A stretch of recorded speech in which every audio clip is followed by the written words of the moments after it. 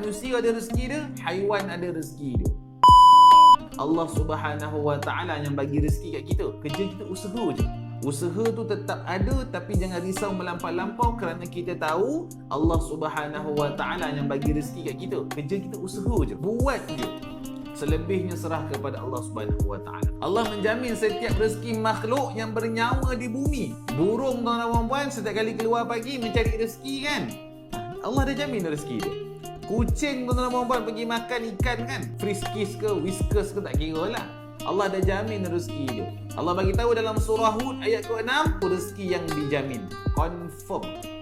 Sebab itu, mak dan ayah jangan risau sangat kalau anak kita ni ramai. Kita rasa bersyukur, Alhamdulillah Allah naikkan ekonomi kita, Allah naikkan taraf kehidupan kita, kerana kita yakin dalam surah Hud ayat ke-6, Allah jamin setiap rezeki kita, makhluk ni ada rezeki dia.